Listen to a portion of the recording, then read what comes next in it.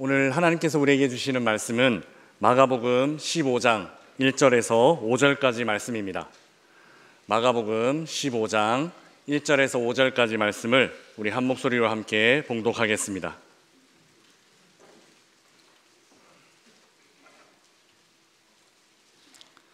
이것은 하나님의 말씀입니다. 새벽에 대제사장들이 즉시 장로들과 서기관들 곧 온 공회와 더불어 의논하고 예수를 결박하여 끌고 가서 빌라도에게 넘겨주니 빌라도가 묻되 네가 유대인의 왕이냐? 예수께서 대답하여 이르시되 내 말이 옳도다 하시매 대제사장들이 여러 가지로 고발하는지라. 빌라도가 또 물어 이르되 아무 대답도 없느냐? 그들이 얼마나 많은 것으로 너를 고발하는가 보라 하되 예수께서 다시 아무 말씀으로도 대답하지 아니하시니 빌라도가 놀랍게 여기더라. 아멘. 내일부터 새벽 신앙수련회가 시작됩니다. 이번 신앙수련회는 담임 목사님께서 인도하시는 진짜 그야말로 역사적인 수련회가 될 것입니다. 믿으십니까? 네. 이 수련회에 참여하신 분들은 아마 나중에 이렇게 고백하실 거예요. 내가 그 수련회에 참석했었다. 내가 그 은혜의 현장에 내가 그 자리에 있었다. 이렇게 아마 대대손손 자랑하시게 될 겁니다. 몇 분밖에 아멘 안 하시는데, 네, 가급적 성전에 많이 나오셔서 함께 예배드리고 더 깊은 은혜를 함께 나누었으면 좋겠습니다. 요즘 여행을 많이 하십니다. 해외로도 많이 가시고 코로나 이후에 해외여행을 많이 하신다라는 소식을 듣게 되는데, 스위스에 가면 루체른이라는 도시가 있습니다. 혹시 가보신 분 계신지 모르겠습니다. 보통 이제 한국 분들은 그 융프라우 올라가느라 인터라켄은 많이 들으시지만 또 루체른이라는 도시는 그냥 지나가시는 경우들이 많은데, 스위스 한가운데 있는 도시입니다. 그리고 호수를 끼고 있는 도시여서 진짜 아름답고 진짜 예쁜 도시입니다. 호수로 흘러 들어오는 강에는 저런 모습의 다리가 있는데요, 지붕이 있는 목조다리, 저 다리가 카펠교라는 다리인데 옛날 유럽 다리가 저렇게 생겼다고 합니다. 나무로 지어져서 지붕이 얹혀져 있고 저 지붕 안에는 루체른과 관련되어 있는 그림들이 전시가 되어 있습니다. 그리고 잘 보이실지 모르겠지만 난간 쪽으로 이제 화분 꽃이 이렇게 흘러내리는 그런 다리입니다. 그 카펠교 주변에는 백조 몇 마리가 이렇게 떠다닙니다. 많지도 않고 한 몇 마리가 진짜 이렇게 떠다니는데, 그 백조들은 꼭 거기 있어야 되는 백조들 같습니다. 어떻게 그게 조화롭고 아름다운지 누가 진짜 일부러 디스플레이를 해놓은 것 같은 그런 느낌이 드는 백조들입니다. 아마 우리 하나님께서 그렇게 하셨겠죠. 정말 아름답게 도시와 어우러져서 호수며 다리며 백조며 아름다운 도시입니다. 이 아름다운 도시 바로 옆에는 이 도시의 아름다움과는 정반대되는 산이 하나 있습니다. 그 산 이름은 필라투스라는 산입니다. 스위스 한복판에 위치한 한 2000m 조금 넘는 산으로 알고 있는데요, 백두산보다는 조금 낮고 또 한라산보다는 조금 높은 그런 높이의 산입니다. 산 정상에 올라가면 그 알프스 산맥들이 다 보이는 거예요. 그 융프라우라든지 그 봉우리들이 날씨가 좋으면 다 보인다고 합니다. 그리고 스위스 딱 한복판에 있어서 360도 파노라마 뷰가 가능한 산이라고 알려져 있습니다. 물론 여기 전제가 하나 있습니다. 날씨가 좋으면이라는 전제가 하나 있습니다. 왜냐하면 날씨가 나쁠 때, 그 흐릴 때 산 위로 올라가 보신 분들은 아마 느끼셨을 거예요. 스위스의 여행에서 가장 중요한 건 날씨인데요, 진짜 날씨 안 좋을 때 저 산봉우리에 올라가면 구름밖에 안 보입니다. 제가 말을 이렇게 예쁘게 해서 그렇지 아무것도 안 보입니다. 그냥 한 3m, 뭐 1m 앞도 잘 안 보입니다. 그 융프라우 한번 저희 가족들 올라가서 다행히 잠깐 해가 나서 바깥으로 이렇게 거닐다가 그 쌓인 눈 위로 거닐다가 갑자기 구름이 몰려오더라고요. 한 5분 전만 해도 다 보였는데 갑자기 구름이 몰려오니까 바로 옆에 우리 애를 놓칠 뻔한 그런 일도 있습니다. 그래서 날씨를 잘 확인하시고 스위스 여행을 계획해 보시는 것도 좋겠다 싶습니다. 필라투스라는 이름이 붙은 이 산에는 여러 가지 전설이 내려오는데요. 중세 때는 치유하는 능력이 있는 날개 달린 용이 살았다, 이런 전설도 전해지고, 또 거인이 살았다. 왜냐하면 사람들이 저 봉우리도 2000m 정도밖에 안 되지만 높아서 많이 못 올라갔거든요. 그러니까 거인이 살았다는 등의 이야기를 가진 산입니다. 그중 가장 우리의 귀를 쏠깃하게 만드는 전설은 이 산의 이름과 같은 어떤 사람의 무덤이 여기 있다라는 전설입니다. 사실은 무덤이라기보다는 여기서 죽었다라고 전해지는 이야기예요. 필라투스, 우리가 예배 때마다 고백하는 사도신경 안에 등장하는 그 남자, 바로 본디오 빌라도입니다. 본디오 빌라도에게 라틴어 이름이 필라투스입니다. 이 산을 가보신 분들은 용이 나오거나 거인이 살았을 것이라는 전설이 그냥 생겨난 게 아니네, 진짜 그럴만하다라는 느낌을 받으실 겁니다. 그만큼 산이 거친 돌, 바위산이기 때문에 그렇습니다. 이 산을 오를 때는 톱니 궤도 열차라고 하는 그 열차를 이용하시는 분이 많은데요, 세계에서 가장 가파르다라고 알려져 있는 48도 기울기를 자랑하는 기차입니다. 제가 스위스 관광청에서 나온 것 같은 그런 느낌이 갑자기 드는데요, 바위산이기 때문에 저런 열차가 달릴 수 있는 레일을 설치하는 게 가능하지 않았나, 톱니 레일을 설치하는 게 가능하지 않았나, 그 바닥이 워낙 딱딱했으니까요. 그런 생각을 해봅니다. 이 산에 빌라도의 이름이 붙은 것은 예수님께 십자가형을 내린 그 판결로 인해 양심에 너무 가책을 느끼고 찔려서 정신적인 고통에 시달리던 빌라도가 막 세상을 방황하다가 이 거친 산에 이르러서야 비로소 마음의 평안을 조금 얻었다, 이렇게 이야기가 전해지기 때문입니다. 비로소 마음의 평안을 얻을 만큼, 그 바위로 된 거친 산을 보면 비로소 마음의 평안을 얻을 만한 그런 전설이 이해되기도 합니다. 빌라도가 이렇게 험한 바위산에 이르러서야 비로소 조금의 안식을 취할 수 있을 정도로 힘들었던 이유는 무엇일까요? 무엇이 한때 제국을 호령하던 총독이었던 이 사람을 이렇게 힘들게 이 바위산에 와야, 이 거친 산에 와야 마음에 조금 안식을 누릴 정도로 무엇이 이렇게 이 사람을 힘들게 만들었을까요? 오늘 본문에서 바로 그 이유를 발견할 수 있습니다. 빌라도는 인류 역사상 유일한 일을 했던 사람입니다. 전무후무하다고 봐도 과언이 아닙니다. 바로 예수님을 재판하는 일을 했습니다. 빌라도는 인류 역사상 유일한 단 한 사람, 예수님 재판했던 사람입니다. 이는 사실 거꾸로 된 겁니다. 바른 게 아니라 거꾸로 된 겁니다. 왜냐하면 예수님이 원래 재판하시는 분이기 때문에 그렇습니다. 그리고 모든 사람들은 재판을 받는 입장에 서 있어야 합니다. 예수님은 우리의 영원한 재판장이시기 때문입니다. 사도행전 10장 말씀입니다. 사도행전 10장 42절 말씀 함께 읽어보겠습니다.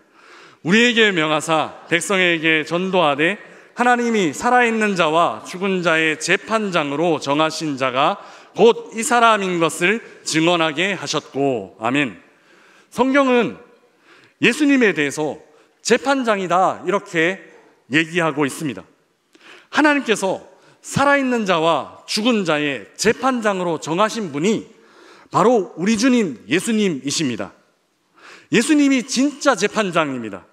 그는 살아있는 자와 죽은 자, 그러니까 우리 모든 사람을 재판하시는 분이십니다. 그런데 재판장이신 예수님을 거꾸로 공식적인 인간의 재판장에서 재판한 인류의 역사상 전무후무한 단 한 번밖에 없었던 사건이 발생했습니다. 그것이 바로 오늘 본문에 기록된 사건입니다.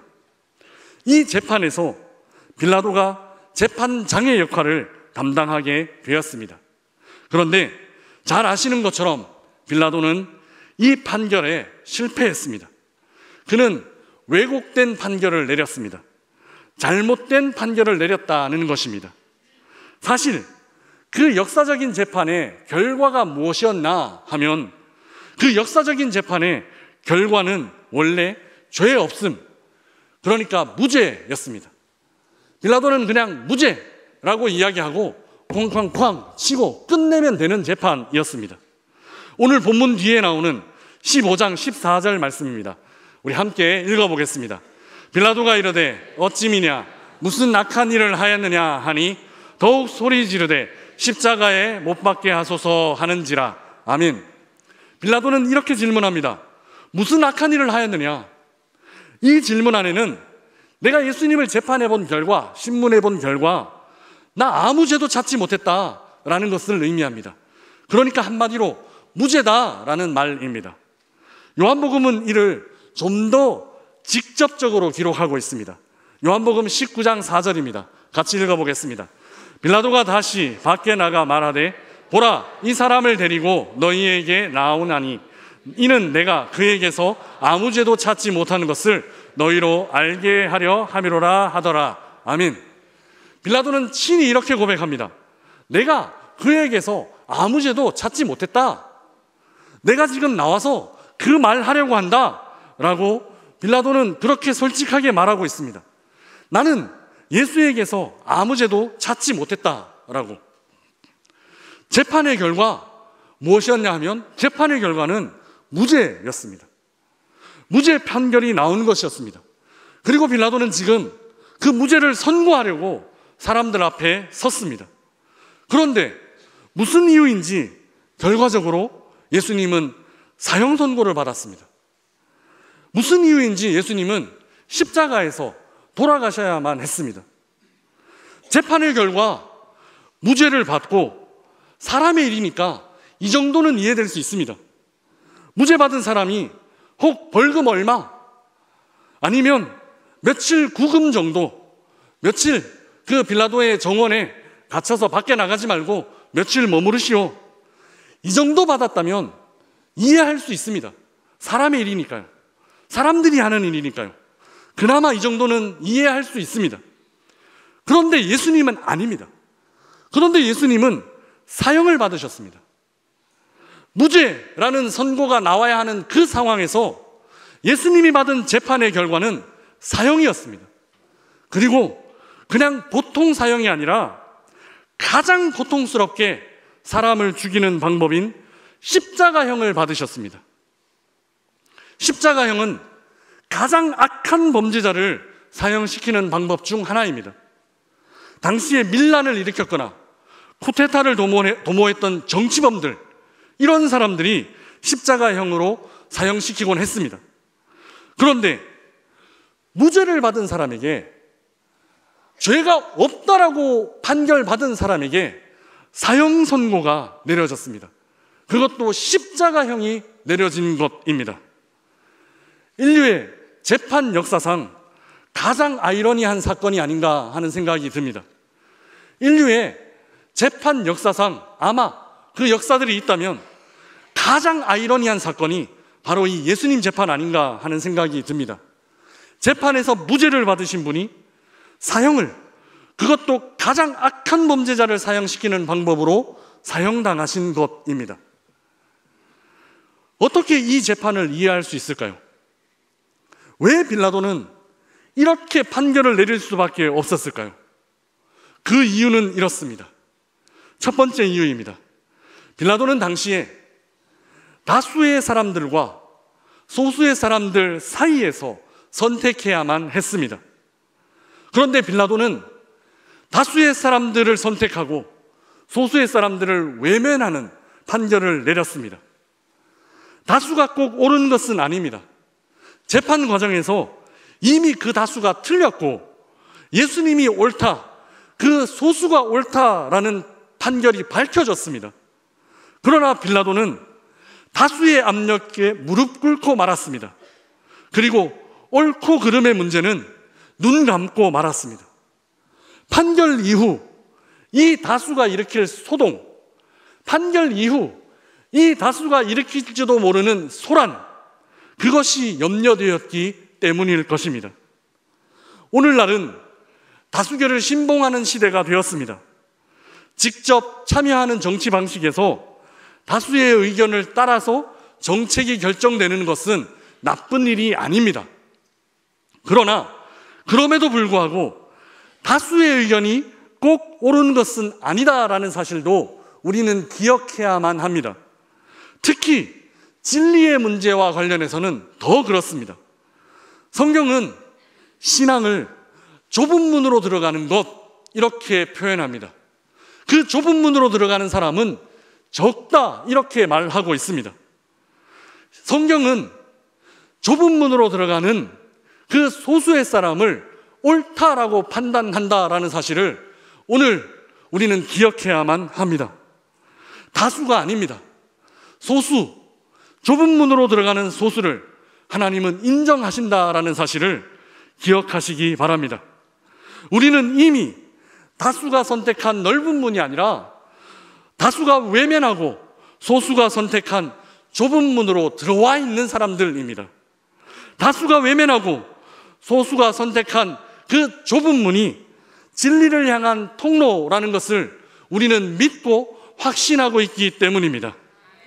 빌라도의 재판이 실패한 첫 번째 이유는 진리를 외면하고 진리에 대하여 눈 감고 다수를 선택했기 때문에 일어났습니다. 그러면 이제 두 번째 빌라도의 재판이 실패한 이유를 알아보겠습니다. 두 번째, 빌라도는 요란한 소리와 세미한 소리 사이에 선택을 해야만 했습니다. 빌라도는 세미한 소리를 무시하는 방향을 택했습니다. 그리고 요란한 소리를 택하는 방향을 선택했습니다. 빌라도의 뜰에 모인 사람들은 소리 지르기 시작했습니다. 오늘 본문 13절 말씀입니다. 함께 읽어보겠습니다. 그들이 다시 소리 지르되 그를 십자가에 못 박게 하소서. 아멘. 이미 한번 읽은 말씀이지만 14절 말씀도 다시 함께 읽겠습니다. 빌라도가 이르되 어찌미냐 무슨 악한 일을 하였느냐 하니 더욱 소리 지르되 십자가에 못 박게 하소서 하는지라. 아멘. 무리의 말도 안 되는 요구는 크게 외치는 소리로 빌라도에게 전달되었습니다. 그러나 그 크게 외치는 소리 반대편에 조용히 침묵하고 있는 한 사람이 있었습니다. 바로 우리 주님 예수님이셨습니다. 우리 주님 예수님 이렇게 반응하셨습니다. 오늘 본문 5절 말씀입니다. 함께 읽어보겠습니다. 예수께서 다시 아무 말씀으로도 대답하지 아니하시니 빌라도가 놀랍게 여기더라. 아멘. 사람들은 소리의 크기나 겉모습의 화려함에 현혹되어 잘못된 판단을 내리곤 합니다. 빌라도의 판결이 잘못된 방향으로 치우쳐 버리는 것도 큰 소리에만, 많은 사람들이 지르는 큰 소리에만 귀를 기울였기 때문입니다. 그리고 세미한 음성을 무시했기 때문입니다. 때로 하나님은 우리에게 세미한 음성으로 다가오실 때가 있습니다. 엘리야에게 하나님 그렇게 하셨습니다. 열왕기상 19장 11절 12절 말씀 함께 읽어보겠습니다. 여호와께서 이르시되 너는 나가서 여호와 앞에서 산에 서라 하시더니 여호와께서 지나가시는데 여호와 앞에 크고 강한 바람이 산을 가르고 바위를 부수나 바람 가운데에 여호와께서 계시지 아니하며 바람 후에 지진이 있으나 지진 가운데에도 여호와께서 계시지 아니하며 또 지진 후에 불이 있으나 불 가운데에도 여호와께서 계시지 아니하더니 불 후에 세미한 소리가 있는지라. 아멘. 하나님께서 엘리야 앞을 지나가셨습니다. 크고 강한 바람이 하나님 앞서 행하며 산을 가르고 바위를 부수었습니다. 아주 스펙타클한 장면이었을 것입니다. 그러나 그 바람 가운데 하나님은 계시지 않으셨습니다. 그리고 그 바람 이후에 지진이 있었습니다. 그러나 그 지진 가운데도 하나님은 계시지 않으셨습니다. 그 지진 후에 불이 있었습니다. 그러나 그 불 가운데도 하나님은 계시지 않으셨습니다. 그 불 이후에 세미한 소리가 있었습니다. 그 세미한 소리로 하나님은 엘리야에게 말씀하셨습니다. 하나님의 음성은 소란한 가운데 화려하게 들리는 것 아니었습니다.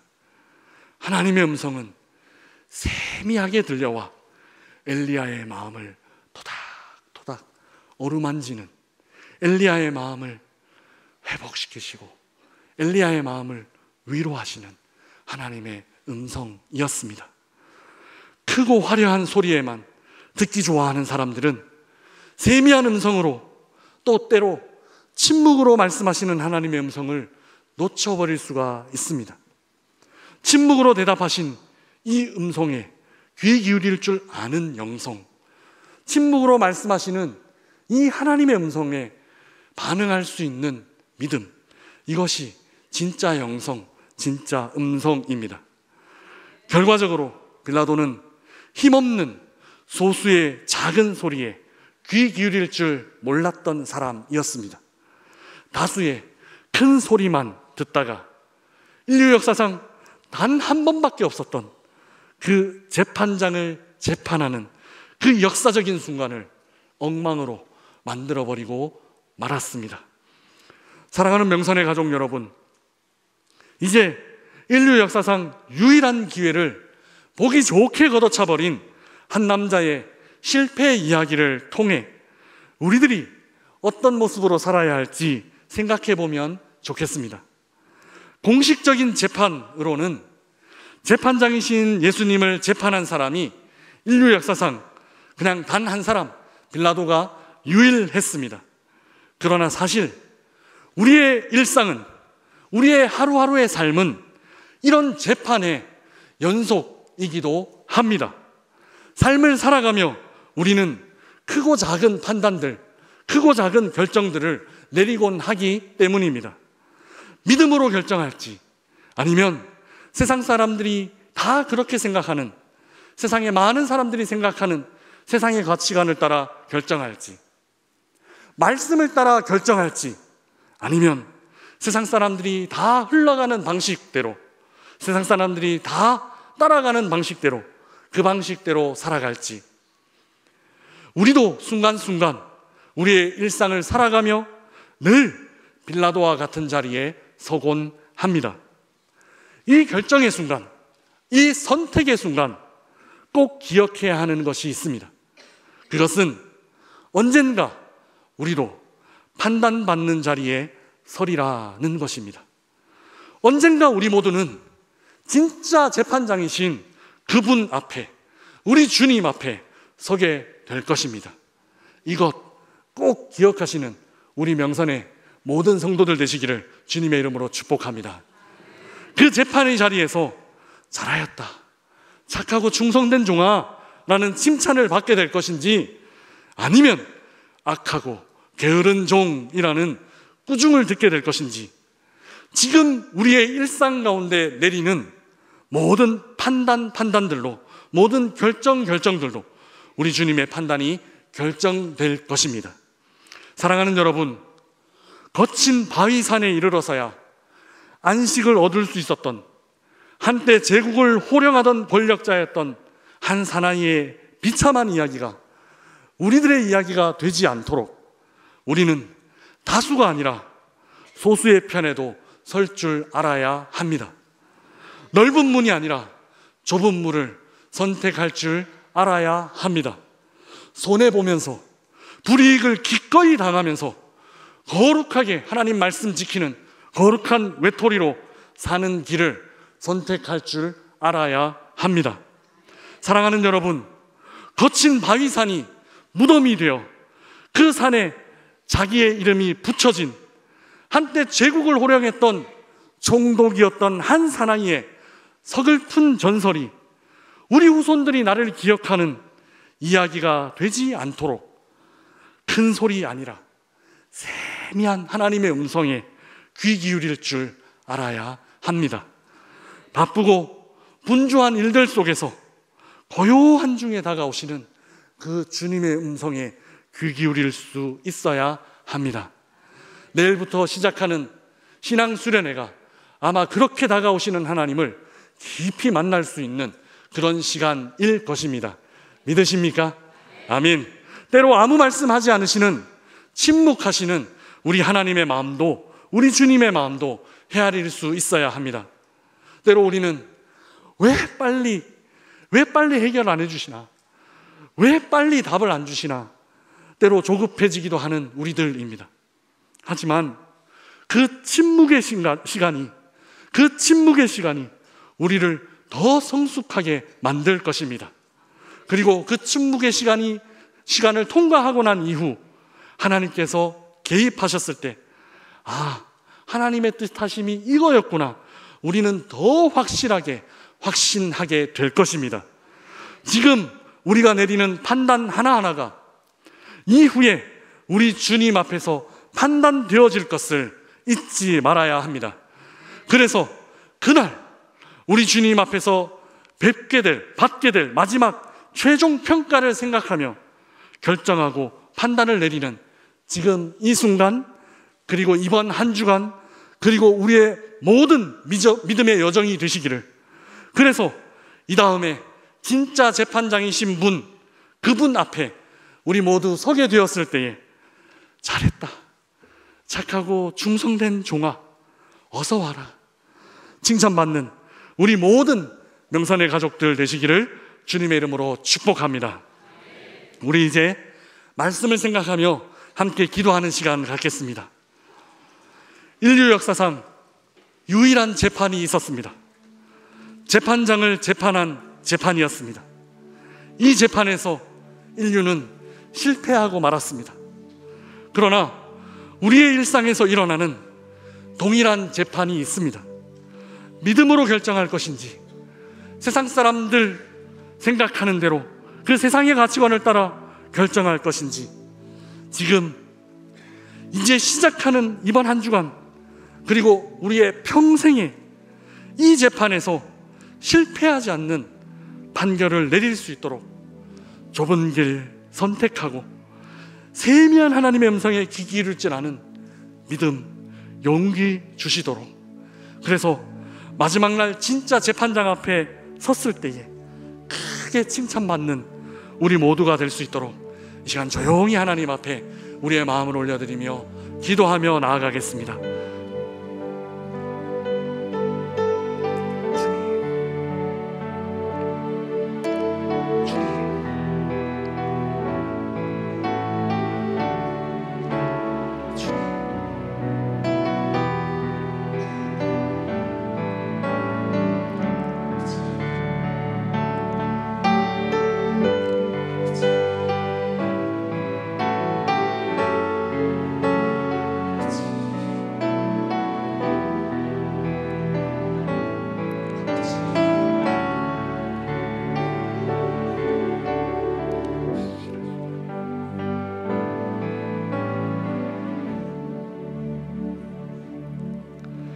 사랑의 하나님, 우리 아버지, 이 세상을 살아가며 많은 선택의 상황을 만나게 됩니다.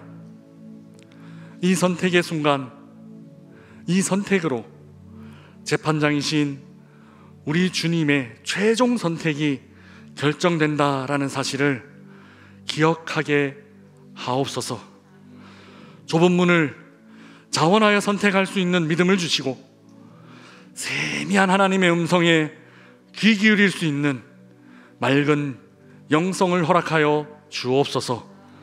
이 믿음과 영적인 깨어있음으로 마지막 날 우리 주님께 착하고 충성된 종이라는 칭찬 듣는 우리 모든 명선의 가족들이 될 수 있도록 복을 허락하여 주옵소서. 감사합니다. 예수 그리스도 이름으로 기도드리옵나이다. 아멘.